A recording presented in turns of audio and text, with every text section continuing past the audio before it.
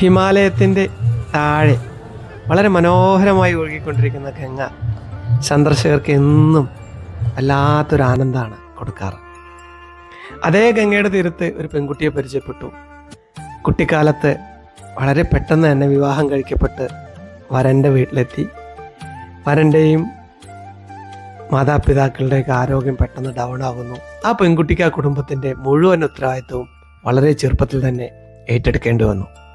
ജീവിക്കാൻ എന്തൊരു മാർഗമെന്ന് ആലോചിച്ചുകൊണ്ട് വളരെ വിഷമത്തിലായി നിൽക്കുന്ന സമയത്ത് ആ വിഷമം മാറ്റാൻ വീട്ടിൽ ബാക്കി വരുന്ന ഭക്ഷണമൊക്കെ നദിയിൽ മീനുകൾക്ക് ഇട്ട് കൊടുത്തിരുന്നു. കുറച്ചു കാലം അത് ചെയ്തപ്പോൾ തന്നെ ആ പെൺകുട്ടിക്ക് ഒരു തീരുമാനം മനസ്സിൽ തെളിഞ്ഞു വന്നു. മീനുകൾക്ക് ഭക്ഷണം ഗംഗയുടെ തീരത്ത് കൊണ്ടുപോയി വിൽക്കാൻ ശ്രമിക്കുകയാണെങ്കിൽ കുറച്ച് സന്ദർശകരൊക്കെ കിട്ടും. പുണ്യസ്ഥലമാണ് ഋഷികേശ്. പക്ഷെ അവൾ നോക്കുമ്പോൾ ഒരുപാട് ആളുകൾ ആ കച്ചവടം ഉണ്ട്, വലിയ ലാഭമൊന്നുമില്ല. അപ്പോൾ അവളൊന്ന് മാറി ചിന്തിച്ചു. ഗംഗയ്ക്ക് കുറുകെയുള്ള രാംജൂല എന്ന് പറഞ്ഞ തൂക്കുപാലത്തിൻ്റെ മുകളിൽ നിന്നുകൊണ്ട് കുറച്ച് ദിവസം ആ ഭക്ഷണം ഗോതമ്പിൻ്റെ ചെറിയ ഉരുളകൾ ഉണ്ടാക്കിയിട്ട് മീനുകൾക്ക് തീറ്റ കൊടുക്കാൻ തുടങ്ങി. അതിൻ്റെ ഇടയിൽ ചില സന്ദർശകർ വരും, അവരും മേടിക്കാൻ തുടങ്ങി. പെൺകുട്ടി സ്ഥിരമായിട്ട് മീനുകൾക്ക് ഭക്ഷണം കൊടുക്കാൻ തുടങ്ങിയപ്പോൾ മീനുകളും ഭയങ്കര ഹാപ്പിയായി.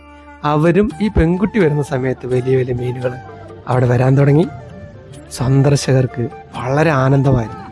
കാരണം ഗംഗയുടെ തീരത്തുള്ള സ്ഥലത്ത് നിന്ന് തീറ്റ കൊടുത്ത് മേടിച്ച് നദിയിലേക്ക് ഇടുകയാണെങ്കിൽ മീനുകളെ കാണാൻ കഴിഞ്ഞിരുന്നില്ല. പക്ഷെ പാലത്തിൻ്റെ മുകളിൽ ഈ പെൺകുട്ടി വന്ന ആ ഒരു സ്ഥലത്ത് നിന്നിട്ട് തീറ്റ കൊടുക്കാൻ തുടങ്ങുമ്പോൾ വലിയ വലിയ മീനുകൾക്കാണ് തീറ്റ കൊടുക്കുന്നത്. പുണ്യമായ ഗംഗയുടെ തീരത്ത് ഗംഗയിൽ ഈ ഒരു പുണ്യകർമ്മം ചെയ്യുന്ന സന്ദർശകർക്ക് ഭയങ്കര ഹാപ്പിയായി. പതുക്കെ ആ പെൺകുട്ടി അവരുടെ കുടുംബം, അവർക്കുള്ള ഭക്ഷണം, സ്വന്തം സഹോദരന്മാർക്ക് വിദ്യാഭ്യാസം ചെയ്യാനുള്ള മാർഗവും നേടിക്കൊടുത്തു. വേദനകളും ബുദ്ധിമുട്ടുകളും പ്രശ്നങ്ങളും വരുമ്പോൾ ഒന്നില്ലെങ്കിൽ അതിനെ കെട്ടിപ്പിടിച്ച് ജീവിതകാലം മൊത്തം നമുക്ക് വേണമെങ്കിൽ കരഞ്ഞു തീർക്കാം.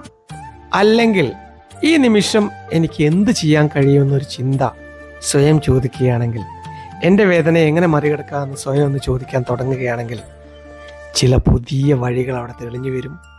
ആ വഴിയിലൂടെ നമ്മളൊന്ന് സഞ്ചരിക്കാൻ തുടങ്ങുമ്പോൾ യഥാർത്ഥ ആനന്ദത്തിലേക്കും സംതൃപ്തിയിലേക്കും നടന്ന് കയറാനും നമുക്ക് കഴിയുന്നുണ്ട്. ഇത് ഓർമ്മിപ്പിച്ച ആ പെൺകുട്ടിക്ക് നമുക്ക് നന്ദി പറയാം.